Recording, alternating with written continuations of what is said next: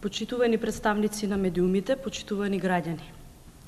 Јакнењето на правната држава и промоција на системот на владењето на правото, што во фокусот го има почитувањето на човековите слободи и права, останува приоритет на Министерството за внатрешни работи. Во новиот мандат ќе останеме доследни на транспарентното работење и неселективната и безкомпромисна борба против криминалот и корупцијата во институциите и во општеството. Ќе го стесниме просторот за злоупотреба на службената положба и овластувања преку јакнење на капацитетот на секторот за внатрешна контрола и професионални стандарди во Министерството за внатрешни работи и примена на нови алатки за рана детекција и санкционирање на сите злоупотреби. Секој вработен во Министерството за внатрешни работи ќе дава отчет за имотната состојба. Вака ДПМН пред повеќе од 2 години го најави мандатот на Гордана Јанкуловска како министер за внатрешни работи.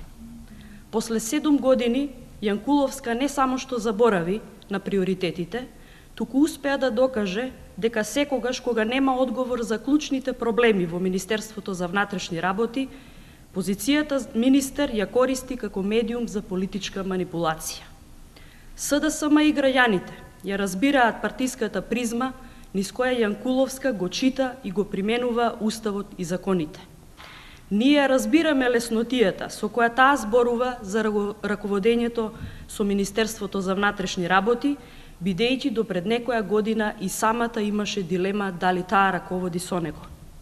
Се надеваме дека не е од незнаење, но Јанкуловска треба да ги познава реалните состојби во Министерството, дотолку повеќе што претендира да стане академски граѓанин, треба да научи да толкува независни анкети, да одговара и на недоговорени прашања, да чита анализи и извештаи од домашни и меѓународни организации. Бидејќи не успева да се ослободи од партиската реторика полна со напади и манипулации, СДСМ со потполно разбирање за овој хендикеп на Јанкуловска ја подсетува јавноста на фактите. Последното мерење на глобалниот барометар за корупција за 2013 година покажува дека 53% од граѓаните на Република Македонија се изјасниле дека полицијата како институција е корумпирана и дека корупцијата бележи генерален пораст. Релевантни научни и лонгитудинални истражувања за ставовите на граѓаните за работата на полицијата покажуваат континуиран тренд на опаѓање на довербата во полицијата, која треба да биде сервис на граѓаните. Причини за тоа има повеќе, но граѓаните како главни ги истакнуваат протекционизмот, селективното и зависно постапување, толеранцијата на пречекорувањата на полициските овластувања и селективната борба против корупцијата и криминалот во редовите на полицијата.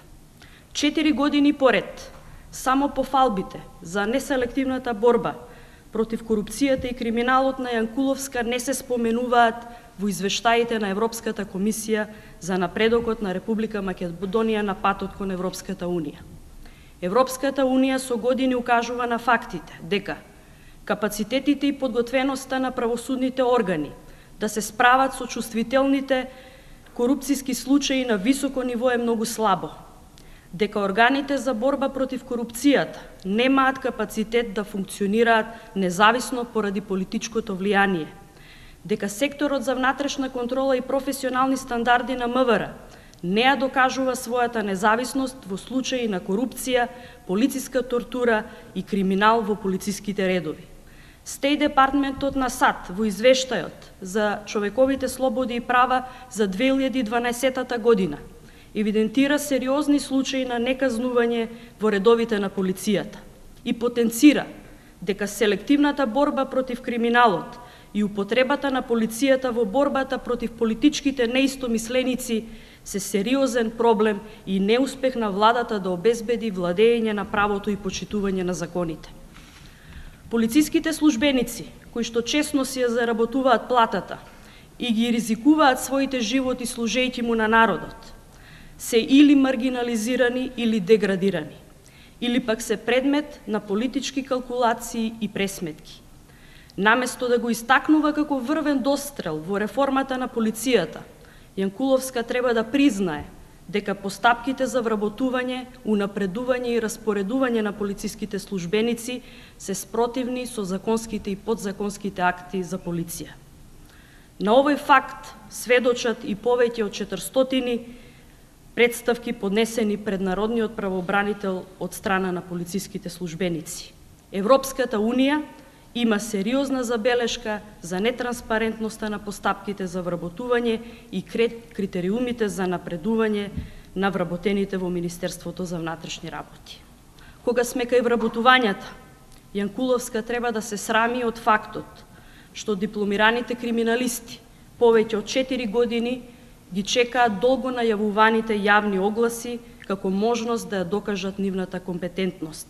За жал, јавните огласи за вработување се вистинска реткост, а вработувањата на близу 1000 лица во Министерството за внатрешни работи во последните 4 години се одвива на крајно нетранспарентен начин и исклучиво по партиски клуч. Од политичките притисоци и заплашувања молчат и полициските службеници и така наречениот полициски синдикат, кој е платен да ги застапува и да ги брани правата на полициските службеници. Синдикатот молчи и продолжува да молчи секогаш кога полицајците тужат и бараат поддршка за своите права. Посамо по фалбите за сериозниот пристап и професионализам во истрагите, СДСМ очекуваше дека после 7 години политичка манипулација, Јанкуловска лично ќе го обелодени затворањето на случаите за атентатот на Киро Глигоров, погибијата на Борис Трајковски и Диме Ицковски поштарот, но не на начин на кој што го реши случајот со политичкиот затвореник Љубе Бошковски и новинарот Кежаровски. Јанкуловска и МВР 12 часа по регистрирањето на убиството на Мартин Нешковски негираше дека случајот воопшто се случил. И покрај обдукцијскиот наод, во кој што се констатира насилна смрт, МВР под раководство на Јанкуловска не поднесе кривична пријава против непознат сторител, туку само пријавувањето на специјалецот Игор Спасов 2 дена по убиството го оквалификува како навремено и професионално постапување. Инсистирањето на индивидуализација на вината за убиството на Мартин Нешковски не ја амнестира Јанкуловска од политичката одговорност, ниту пак ја намалува одговорноста на други лица во ланецот на командување. Затоа, случајот Нешковски не може да биде показател за полициска професионалност, а најмалку аргумент за успешноста на Јанкуловска како министер за внатрешни работи. Јанкуловска има најмалку право да зборува за тестирањето на капацитетите на институциите и спроведувањето на политиките кои добиле поддршка на изборите во контекст на настаните од 24 декември. Јанкуловска како директен учесник во настаните е една од најодговорните за употребата на полицијата за реализација на партиските агенди на ДПМН и кршењето на Уставот на Република Македонија. Оправдувањата за полициската интервенција во собранието и спречувањето на пратениците да ги представуваат граѓаните не може и не смее да се препишува како волја на мнозинството граѓани. Граѓаните на Република Македонија на ниту еден политичар не дале и нема да дадат мандат да го крши Уставот и да ја употребува полицијата за политички цели. Јанкуловска зборува за софистицираната опрема што ја поседува Министерството за внатрешни работи, која јавноста можела да ја гледа на филм. Во контекст на ова би било добро да одговори само на 2 прашања. Како ќе го објасни противзаконското опремување на Министерството за внатрешни работи преку злоупотреба на буџетските средства издвоени за развој на високото образование и опремување на лабораториите за факултетите?